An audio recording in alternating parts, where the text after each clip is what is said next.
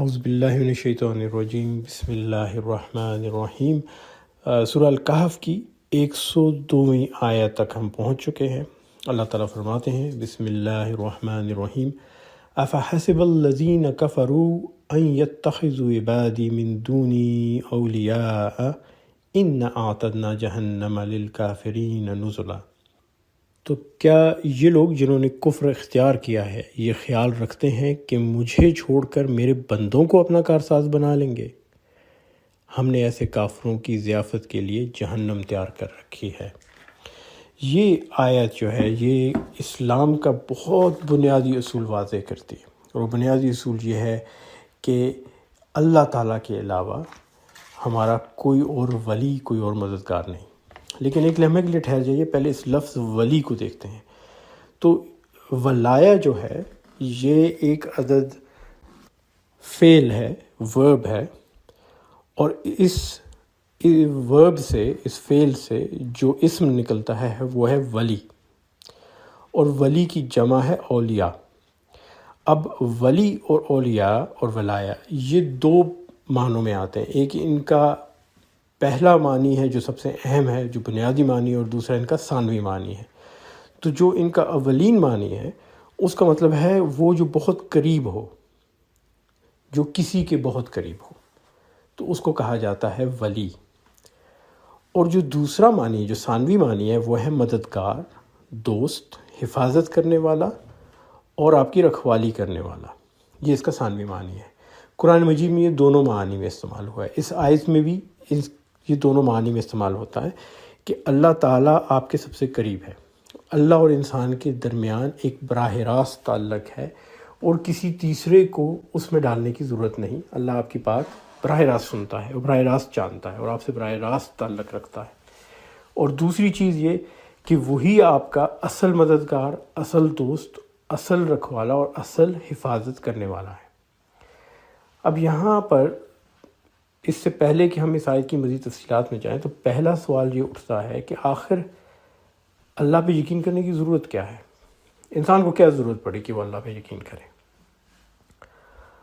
اور دوسرا سوال پھر یہ اٹھے گا کہ ہاں اگر ضرورت پڑتی ہے تو پھر اللہ سے رابطہ کیسے کیا جائے؟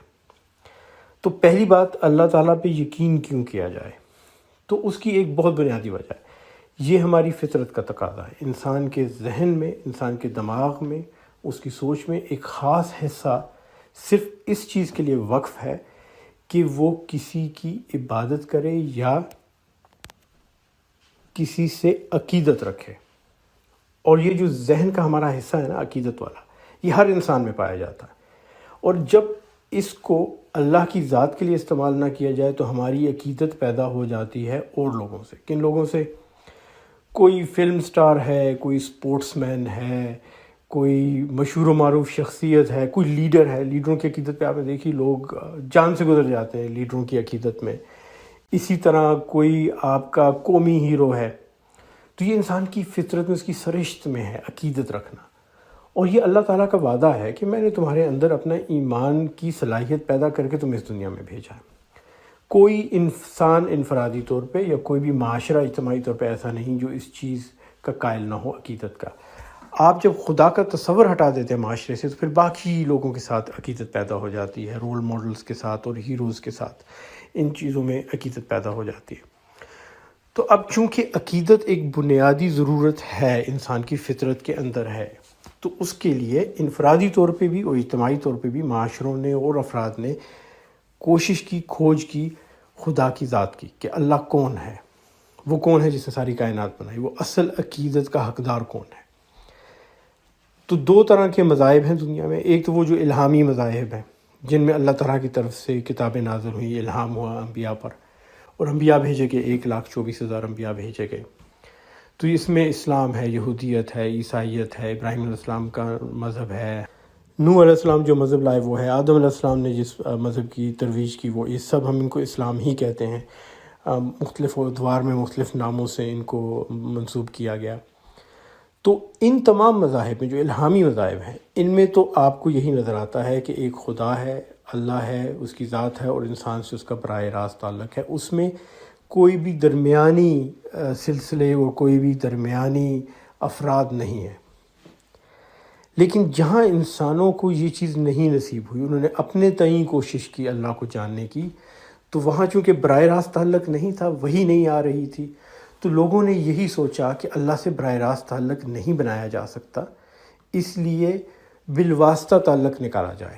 تو انہوں نے بہت سے بالواسطہ طریقے نکالے، کہیں درختوں کی پرستش ہے، کہیں چٹانوں کی پرستش ہے، پانی کی پرستش ہے، سورج کی پرستش ہے، آگ کی پرستش ہے، اور پھر بہت سے ایسے انسانی کردار لائے گئے، پروہت ہو گئے، جوگی ہو گئے، گرو ہو گئے، مندروں کے کاہن ہو گئے، کلیساؤں کے اور معبدوں کے رکھوالے ہو گئے، ان سب کو بیچ میں لایا گیا۔ اور اب جیسے آپ دیکھیے منگولوں کا جو مذہب ہے، جس میں وہ آسمان میں نیلے آسمان کی عبادت کرتے ہیں، اس کے اوپر کوئی ہے جس کی عبادت کرتے ہیں، کوئی عظیم روح ہے جس کی عبادت کی جاتی ہے، تو اس میں وہ کہتے ہیں کہ ہمارے جو پروہت ہے وہ اس سے رابطہ کر کے ہماری بات اس تک پہنچاتا ہے، اس کی بات ہم تک لے کے آتا ہے۔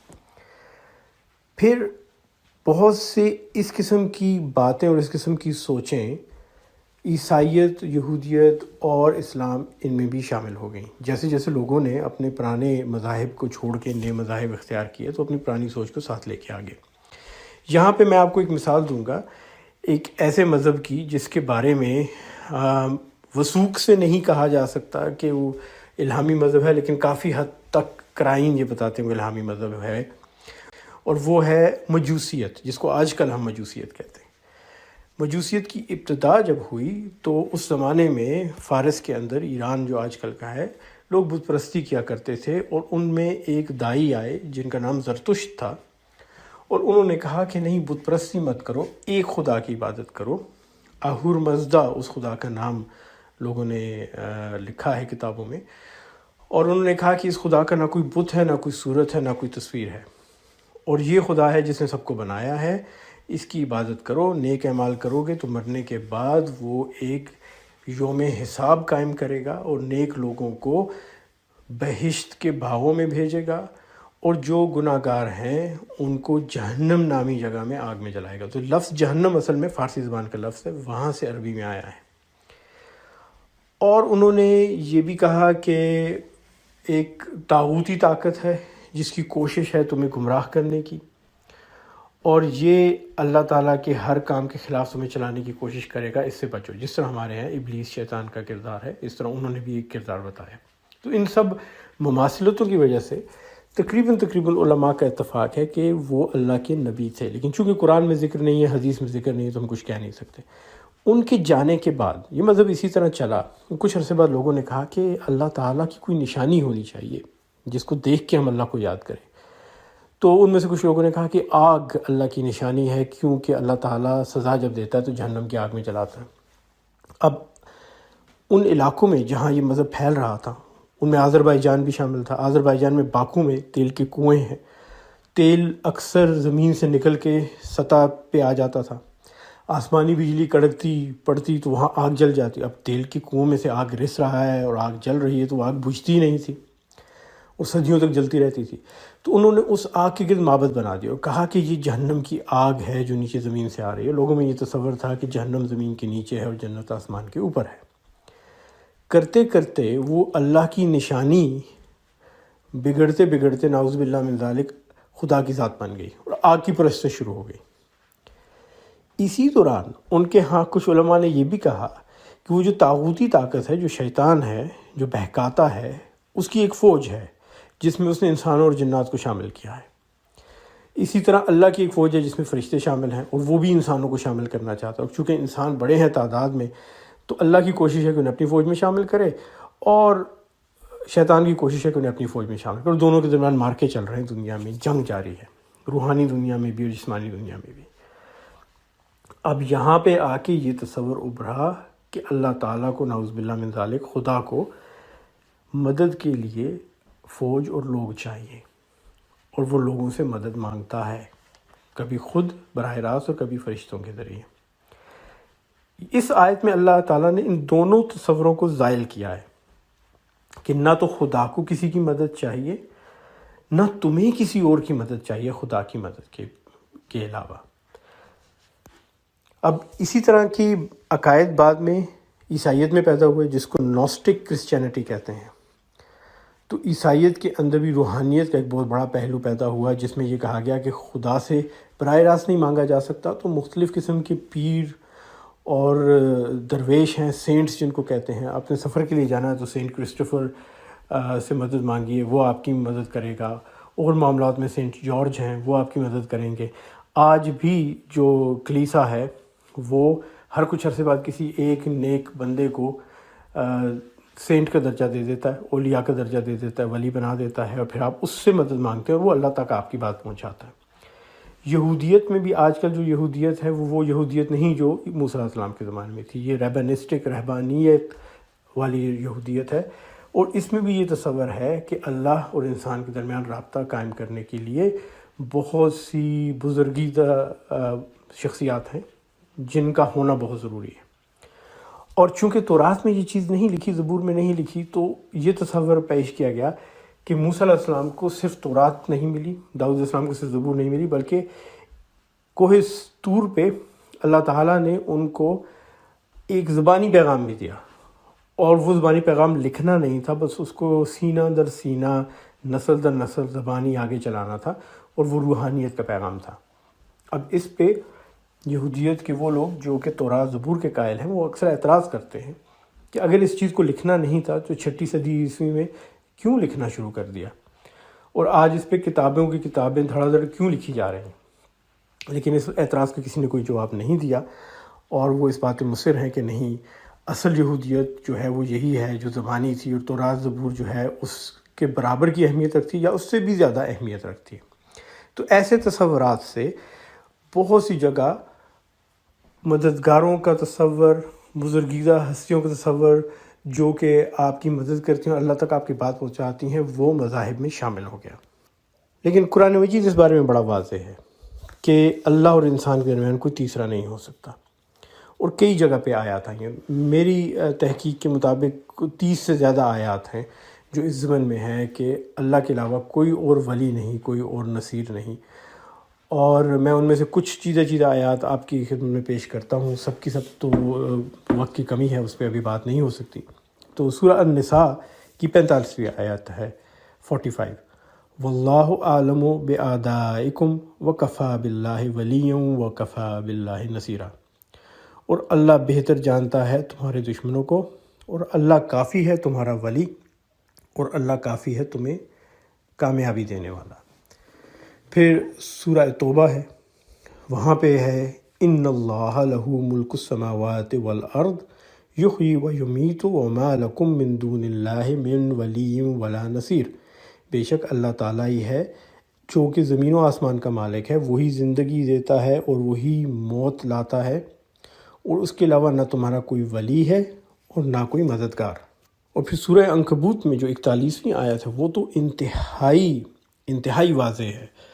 اس میں اللہ تعالیٰ کہتے ہیں مثل الذین اتخذوا من دون اللہ اولیاء، ان لوگوں کی مثال جو اللہ کے علاوہ اولیاء رکھتے ہیں، کمثل العنکبوت اتخذت بیتا، مثال ایسی ہے جیسے ایک مکڑی اپنا گھر بناتی ہے، جیسے وہ جالے میں اپنا گھر بناتی ہے۔ وَإِنَّ أَوْهَنَّ الْبَيُوتِ لَبَيْتُ الْعَنْكَبُوتِ، اور بے شک سب سے کمزور گھر جو ہے وہ مکڑی کا ہوتا ہے، لَوْ كَانُوا يَعْلَمُونَ، لیکن یہ لوگ جانتے نہیں۔ اب آپ دیکھیں گے مکڑی کا جالا کس قدر کمزور ہوتا ہے کہ ہلکی سی ہوا چلے تو وہ ٹوٹ جاتا ہے۔ تو امید رکھنا اللہ تعالیٰ کے علاوہ کسی اور ذات سے، اللہ تعالیٰ نے کہا کہ وہ اتنی ہی بے معنی ہے جس طرح آپ کا جا کے ایک مکڑی کے جالے میں رہنا۔ اور پھر آگے سورہ الشعراء کی 9ویں آیت ہے، ام اتخذوا من دونه اولیاء فاللہ هو الولی وهو یحیی الموتى وهو علی کل شیء قدیر، تو کیا انہوں نے اللہ کے علاوہ کوئی اور اولیاء رکھ لی ہیں؟ لیکن اللہ وہی ہے ولی، وہی ہے زندگی دینے والا اور موت دینے والا، اور وہ ہر چیز پر قادر ہے۔ پھر سورہ جاثیہ ہے، اس کی 10ویں آیت ہے، من ورائہم جہنم ولا یغنی عنہم ما کسبوا شیئا ولا متخذوا من دون اللہ اولیاء ولہم عذاب عظیم، ان کے سامنے جہنم ہے، اور جو کچھ انہوں نے حاصل کیا وہ ان کے کسی کام نہیں آیا، اور نہ ہی وہ لوگ جن کو انہوں نے ولی لیا اللہ کے علاوہ، اور ان کے لیے ایک بہت بڑا عذاب ہے۔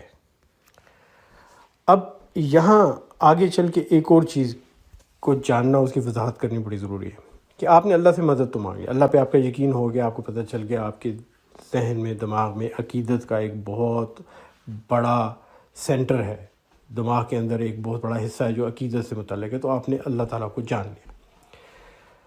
اس کے بعد آپ نے اللہ سے مدد مانگی، کیونکہ اللہ کے علاوہ آپ کا کوئی مددگار نہیں ہو، کوئی آپ کے اس سے زیادہ قریب نہیں ہے۔ اللہ کی مدد آئے گی کیسے؟ اللہ تعالیٰ کی مدد کبھی آتی ہے براہ راست اور کبھی آتی ہے بالواسطہ۔ تو براہ راست کیسے مدد آتی ہے؟ براہ راست ایسے مدد آتی ہے، آپ کو پانی چاہیے، آپ صحرا میں ہیں، آپ پیاسے ہیں، تو آسمان سے بارش برس پڑی، براہ راست مدد آ گئی، آپ کو پانی مل گیا۔ آپ کو اللہ تعالیٰ نے صحرا میں رہنمائی کی، آپ کو کوئی کنواں مل گیا، آپ کو کہیں جا کے کوئی چشمہ مل گیا صحرا کے اندر، کوئی نخلستان نظر آ گیا، اور پھر یہ ممکن ہے کہ کوئی اللہ کا بندہ آ گیا آپ کے لیے پانی لے کے۔ اور سورہ الکہف میں آپ نے اس کی مثالیں دیکھیں، خضر علیہ السلام جاتے ہیں، وہ کشتی والوں کی مدد کرتے ہیں، بظاہر سوراخ کر دیتے ہیں لیکن ان کی کشتی بچ جاتی ہے۔ پھر وہ جو نیکوکار ماں باپ ہے جن کا بیٹا انتہائی سرکش اور باغی ہے، اور وہ اپنے ذہن میں منصوبے بنا رہا ہے ان کو تکلیف دینے کی، اور بہت جلد ان پہ عمل کرنے والا ہے، اور پوری دنیا کے لیے بھی مصیبت بن سکتا ہے، اس سے نجات دلاتے ہیں نہ صرف ماں باپ کو بلکہ پوری دنیا کو، اور اس بچے کو بھی اپنے شر سے بچا لیتے ہیں کہ وہ خود شر پسند نہ ہو اور اللہ تعالیٰ کی رحمت کے سائے میں چلا جائے۔ پھر وہ جو 2 یتیم بچے ہیں جن کے گھر کی دیوار گرنے والی ہے، اس کے نیچے ان کے باپ کا خزانہ ہے اور شہر کے لوگ لوٹ کر لے جائیں گے، ان کی دیوار ٹھیک کر دیتے ہیں۔ پھر حضرت ذوالقرنین علیہ السلام کو دیکھیے کہ وہ جاتے ہیں اور یاجوج ماجوج نے لوگوں کو تنگ کیا ہے، تو لوگ ان کو کیا کہتے ہیں کہ ہمارے لیے ایک دیوار بنا دیں، اس کے بدلے میں ہم سے کچھ پیسے لے لیں، خراج لے لیں، ہر سال پیسے لے لیں۔ تو وہ کہتے ہیں نہیں، میں مفت میں بنا دوں گا، تم میرے ساتھ مدد کرو۔ اور جب وہ بن جاتی ہے تو وہ پھر کیا فرماتے ہیں لوگوں سے، ان سے کہتے ہیں کہ یہ میرے رب کی طرف سے رحمت ہے، قال ھذا رحمت من ربی، یہ میرے رب کی طرف سے رحمت ہے۔ تو اللہ تعالیٰ کی مدد ان کے ذریعے بالواسطہ آئی۔ تو اللہ تعالیٰ مدد کرتا ہے لوگوں کی براہ راست بھی اور بالواسطہ بھی۔ اسی چیز کو قرآن میں اللہ تعالیٰ نے واضح کیا، سورہ توبہ کی 71ویں آیت میں اللہ تعالیٰ نے فرمایا والمؤمنون والمؤمنات بعضهم اولیاء بعض، مومنین و مومنات میں سے کچھ ایک دوسرے کے مددگار ہوتے ہیں، ایک دوسرے کی مدد کرتے ہیں۔ اور کیسے کرتے ہیں؟ یامرون بالمعروف وینہون عن المنکر، وہ اچھی باتوں کی تلقین کرتے ہیں، بری باتوں سے بچاتے ہیں، ویقیمون الصلاۃ، اور نماز قائم کرتے ہیں، ویؤتون الزکوٰۃ، اور زکوٰۃ دیتے ہیں، ویطیعون اللہ ورسولہ، اور اللہ اور اس کے رسول صلی اللہ علیہ وسلم کی اطاعت کرتے ہیں۔ تو اللہ تعالیٰ نے کہا کہ ہاں میری مدد براہ راست بھی ہے، بالواسطہ بھی ہے، لوگوں کو ایک دوسرے کی مدد میں کرواتا بھی ہوں، لیکن وہ ایک دوسرے سے مدد مانگتے نہیں، مدد اللہ سے مانگی جاتی ہے، آتی کبھی وہ براہ راست اور کبھی لوگوں کے ذریعے، لیکن مانگی صرف اللہ سے جاتی ہے۔ یہاں پہ کچھ لوگوں نے یہ تصور کیا کہ یہاں پہ جب کہا گیا بعضهم اولیاء بعض، تو کچھ لوگوں کو یہ درجہ حاصل ہے کہ وہ اولیاء کے درجے پہ فائز ہیں، لیکن ایسی کوئی بات نہیں۔ آپ دیکھیں اسی آیت میں آگے اللہ تعالیٰ نے بتا دیا کہ کس طرح سے وہ اولیاء ہیں، یامرون بالمعروف وینہون عن المنکر ویقیمون الصلاۃ ویؤتون الزکوٰۃ ویطیعون اللہ ورسولہ۔ تو صاف صاف بتا دیا کہ اللہ کے بتائے ہوئے طریقے پہ جب چلتے ہیں اور ایک دوسرے کو بھی تلقین کرتے ہیں چلنے کی، تو وہ ایک دوسرے کی مدد کر رہے ہیں۔